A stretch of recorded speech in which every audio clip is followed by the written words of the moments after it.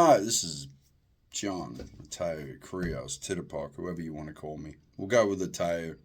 Um, not having the best day. I'm going to start with I actually want to tell a story about the creation of the tiered system of humanity, but I actually want to start with a quick, I don't know, metaphor or hypothetical for you. I want you all to imagine, right, that you've woken up on a cruise ship, okay?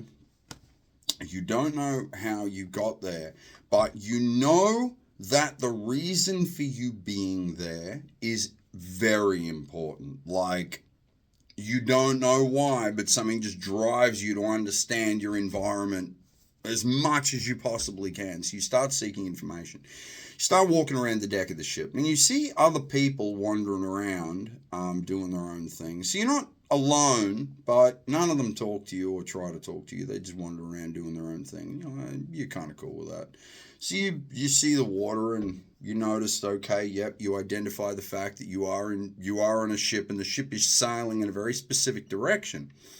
So you walk to the front of the ship, and you look out onto the horizon, and you can see this dark shadow, silhouette on the horizon. Now you know through and through, 100%, without a shadow of a doubt within your being, that is the end. When the ship hits that, it's like rocks. The ship's gonna crash into the rocks. It's gonna sink, and everyone on board is going to die. So your first reaction is to find the control center. So you start running around the ship. Now, as you have identified that it's a ship, the control systems are not that difficult to find. You find all the nodes and all the controls and all the ways to manipulate this giant vessel carrying all these people.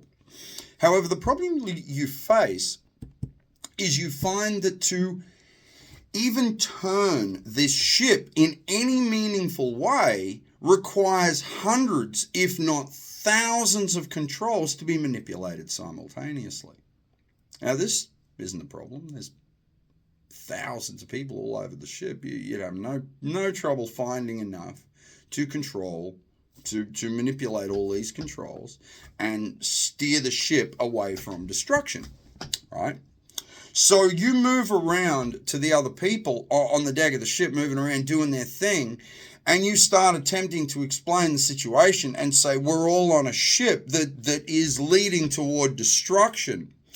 And everyone you encounter looks at you like you're insane and says, what are you talking about? There is no ship. Let that one sink in for a while.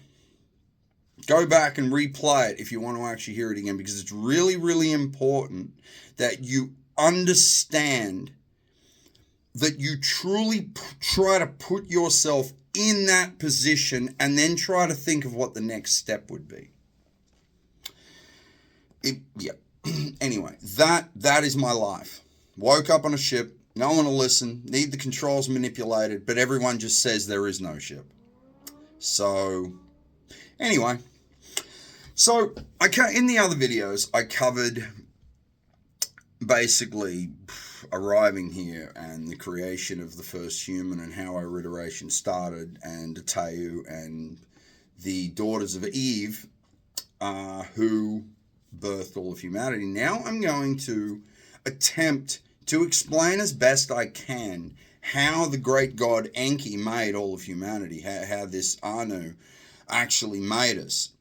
Now, I can't tell you in detail because I can't replicate what he did. Even if I was the entirety of everything that I've ever been, I would still not be able to replicate what he did. It was that I just don't truly understand the complexities, ins and outs of my master's technology. It was just so far beyond us.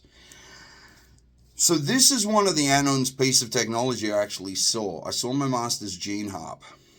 That is the metaphorical representation I will give you within our language. And the reason I call it a gene harp is because it was, in essence, a musical instrument.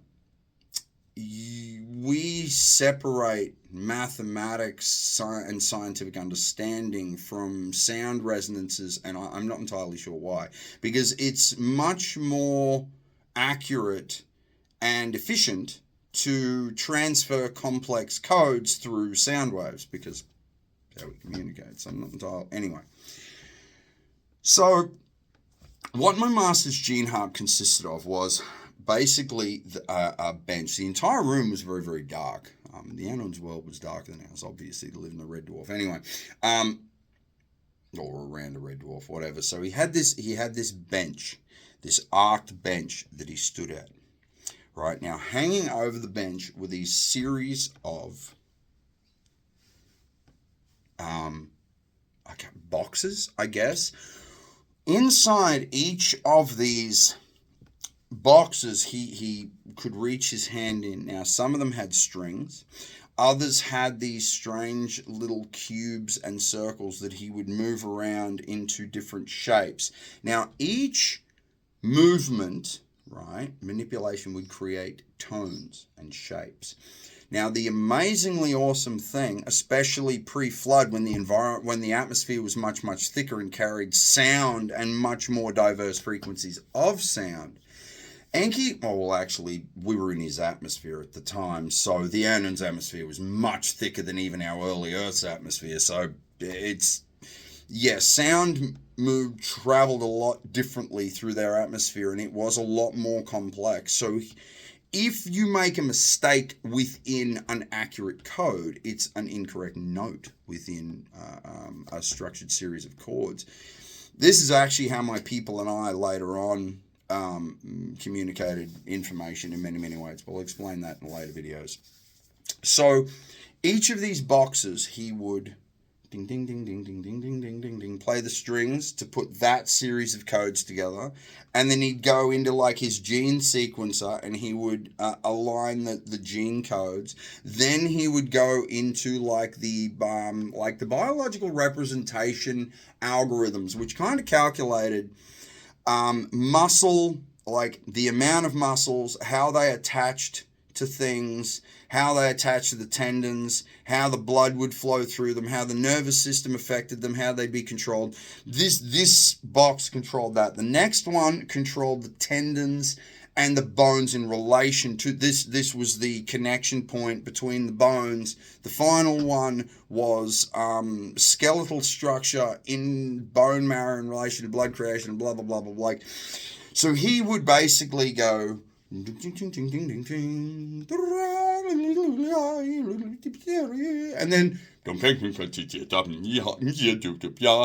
then... I can't replicate the noises, and I realize I sound completely insane, but this is what it sounded like when he was designing things on the gene harp, right? And he would then wash the information out on the screen in front of him, look at it all, make sure it was right, and then go like that, and he'd throw it into this 3D representation in front of him, and the AI algorithm systems within the Anunnaki craft or within his fabrication harp would craft a representation of the being, and then he would apply time to it and see how it adapted, and then apply different foods and different environments, atmospheres. He could literally craft worlds from scratch. This is how incredibly advanced the Anunnaki were. They could craft worlds from scratch. They could craft DNA and gene sequences. They could craft atoms. They were a level of advancement beyond what you understand advancement to be. So it took 3 days and 3 nights for Enki to design the first control systems for my sisters and I. Now, the way this worked was my sisters lay in these kind of like pods, I guess. They were unconscious, basically broken down within this thing, so the algorithms and their gene codes could be taken from their forms. They weren't specifically dead, but they weren't alive either. They were like kept at this place between life and death. I had to remain conscious the entire time to monitor the how do I describe this? Oh my God. Understanding and knowing something and being able to describe it in English, very, very different, right? So what my master needed me to do was monitor the crossover values of the spirits of my sisters so that I could determine if they were going to die. Like I had to monitor their crossover fluctuations because they were held on the verge of life and death. I had to make sure their spirits didn't fall away from their bodies because their spirits were, so their bodies were dropped and their spirit was separated, right? And it was turned kind of into code. Basically, the spirit was trapped in this regulation system in which the very values that make it up could be manipulated, right? So my sisters' bodies were kind of died and kept in stasis, and their spirit was held in this state. And this is what I had to monitor. I had to make sure that as my master was tearing codes out of us, because he'd already taken all the codes out of me and put them in my sisters. I was a singular entity now. What my job was basically I fed the first gene seed within the system to then be algorithmically distributed between my sisters' code fragments that are separated from their own form and spirit within this separation state. So I stood there for 3 days and 3 nights basically meditating, making sure that my sisters' spirits remained stable while my master fucking picked at them. Until the first series of our first children were created. Now these were the first subgiant control systems. So we were a 3-tiered control system. Okay, so the humans are the bottom tier. They're the actual only ones that really matter. The humans are everything. They are the workforce, the entertainers, absolutely everything. Everything is the humans. They are the only ones that matter. Okay, the tier above them was designed to monitor and protect the humans. See, when the Anunnaki first came to our world, there were dinosaur remnants running around, there were giant direwolves, there were fucking huge lions and saber-toothed tigers, all manner of crazy shit that was actually quite dangerous. And a lot of the areas they went to set up shop and dig around to find gold and other things, other precious materials to use for resources and building and whatever else, were dangerous. And the little tiny humans were pitifully inadequate to deal with these giant predatory creatures. So this guard system and control setup was put in place. So what these subgiants' role was to do was obviously to protect and to monitor any instability within the code. They're basically anyone acting out. So if anyone starts thinking for themselves, they've got to be killed.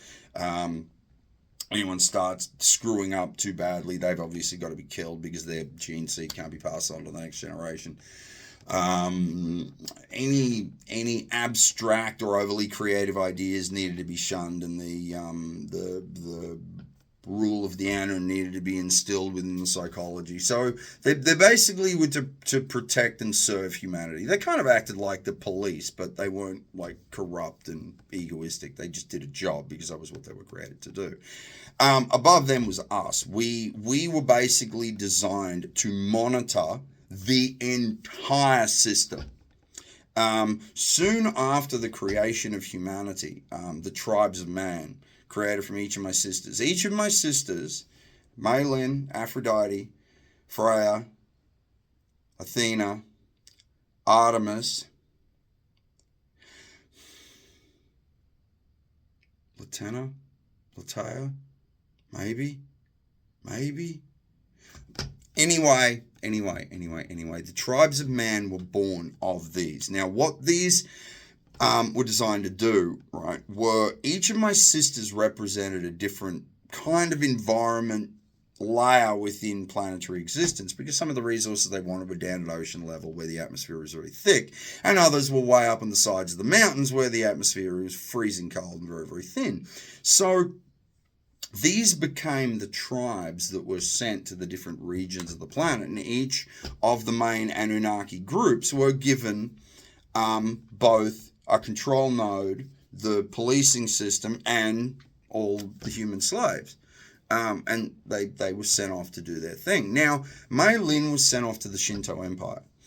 very soon after we finished our education and the creation of humanity, within 1,000 years, the Shinto arrived. See, something you have to understand about the Anunnaki, they actually control huge amounts of territory now, or did in the past, still do. They are kind of like the lords of all.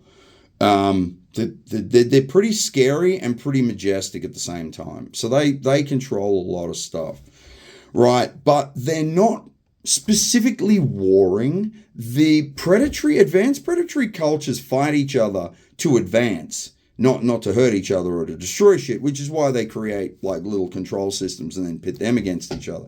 So Enki kind of invited them, sort of.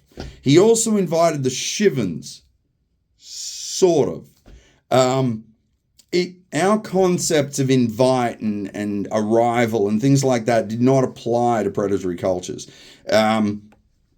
Enki used the Shivans and the Shinto to test his solution because he believed that his solution was not only a solution to the Anunn's problem, but all predatory cultures in this sector. He thought, like he believed he could solve everyone's freaking problem. And for 46,000 years, he did.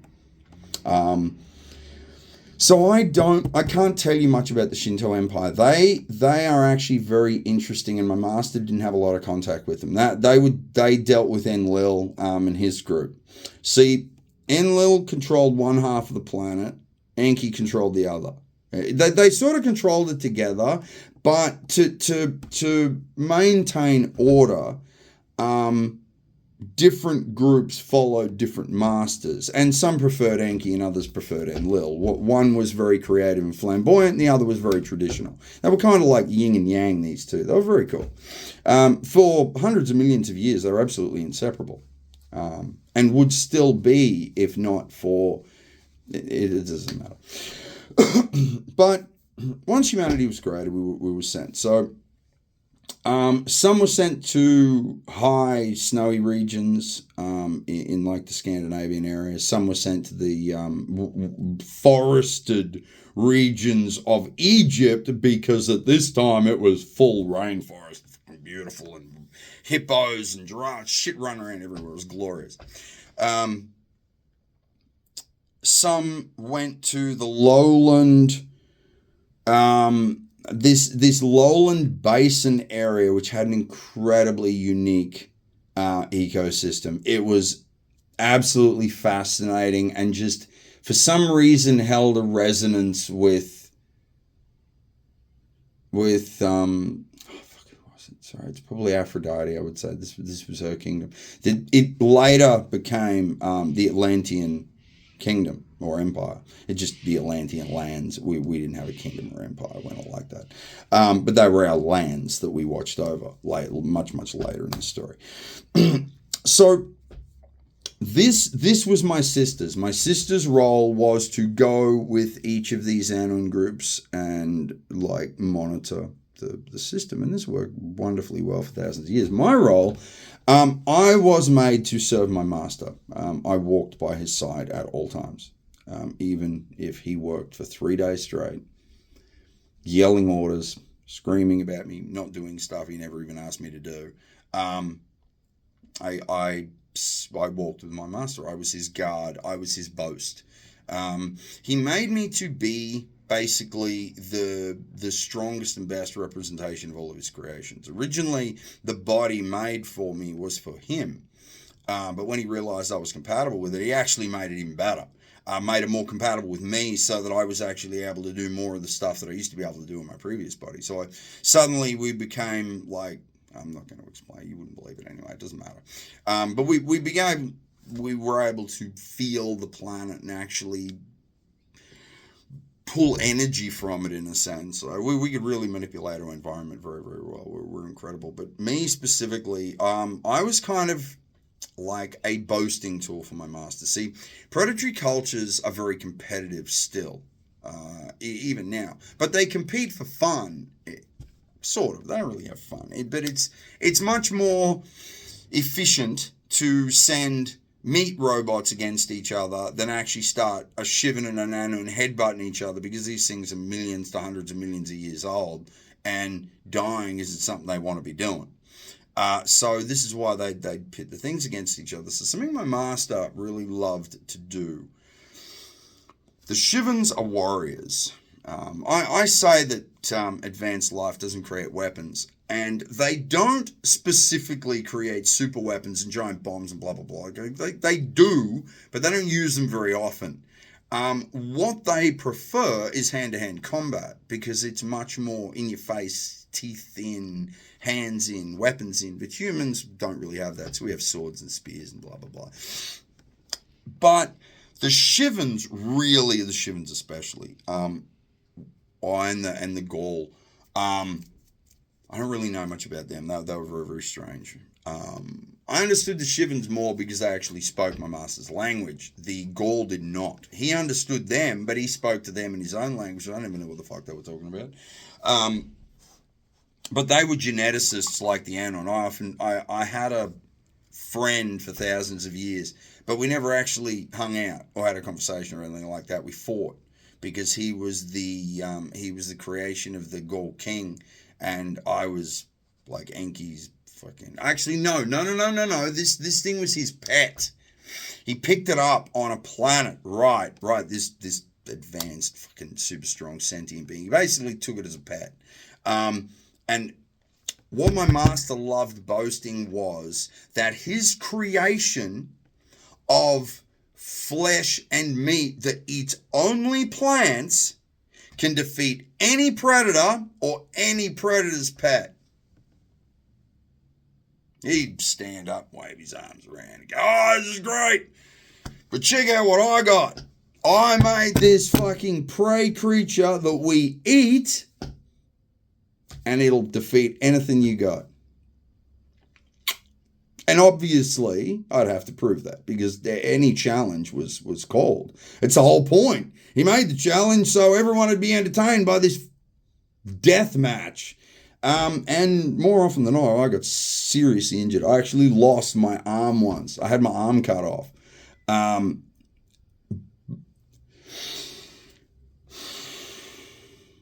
We were servants. I was a servant. Yes, I made a pact for all my people to exist, but within that pact was eternal service. I was more than happy to serve most of the time, though we were never it was never allowed to be forgotten by us that we are, and even me, am a servant, a tool, and my master will remake me and rebuild me as many times as he needs to for me to continue to function. However, that is all I was to him. I was a robot made of meat. I just happened to be made of similar meat than all the other evolved life forms, so it was a cool boast to say that I very rarely lost. So he made me to beat his brother, and his brother was basically the strongest being in all of existence. But yeah, they're very, very boastful. I'm trying to think of like a good story I can tell you about my master, but that for almost all of the time that I served him, that is what he was, my master, and I wholly and solely devoted to serving his will, because I got to live. Anything was worth that.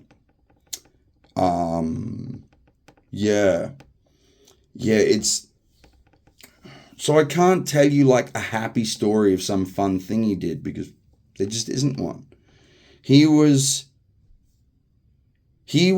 a workaholic, as we would understand it. So his joy, and the only true time I saw fire in my master's eyes, was when he was making something he knew he could show off to everybody else, or that would solve one of his own people's rather severe problems.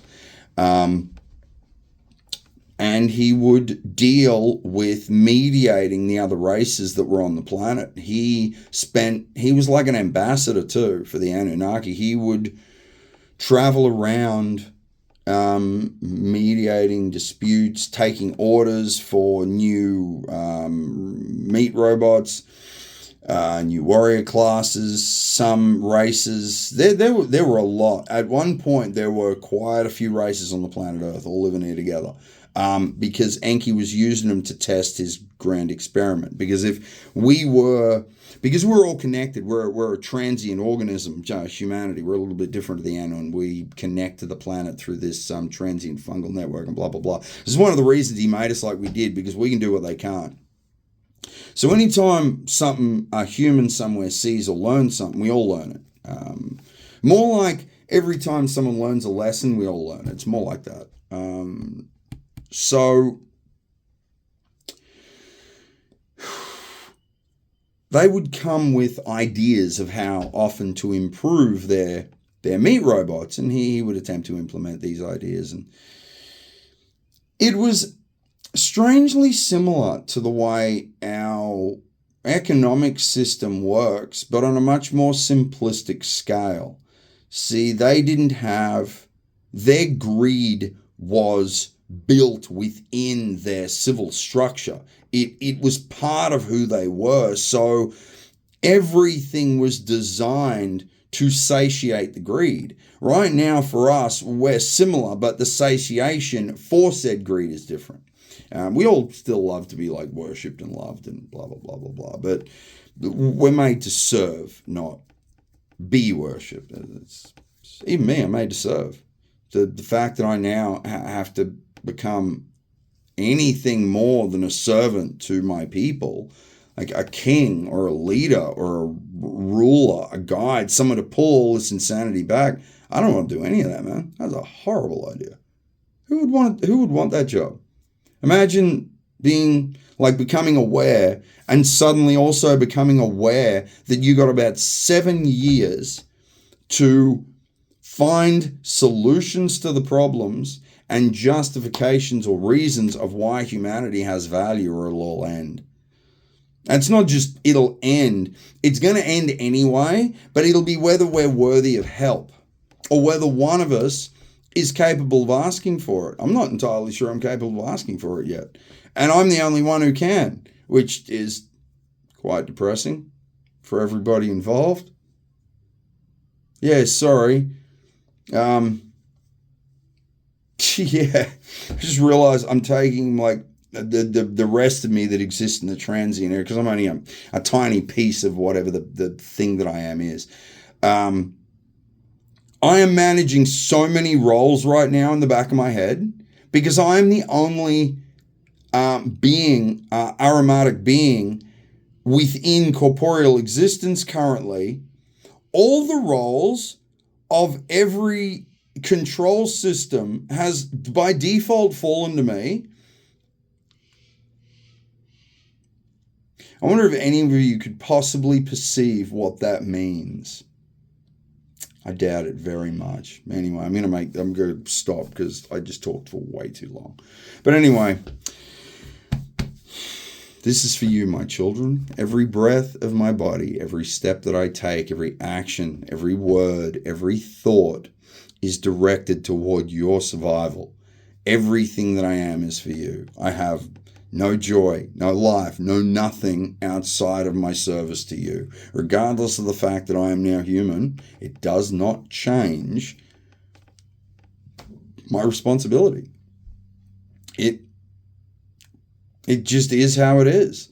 If anyone thinks me insane or trying to get popular or famous, just consider what it is I'm actually expected to do. Like, would anyone do that? Would any of you take the responsibility of every mistake every human has made in the last 10,000 years, as well as all the mistakes being made by all the humans right now on the entire planet? Would you take responsibility for that and then explain the solutions of how it could be turned around? Right? Where would you even start? Well, this is my start. I've written some books too. The world's first interplanetary truck stop. It's on Amazon and Google Play if you want to read it. I'm attempting to embed a lot of very useful knowledge within something fun to read. So I hope you'll enjoy it. Anyway, I love you, my children. Make good decisions.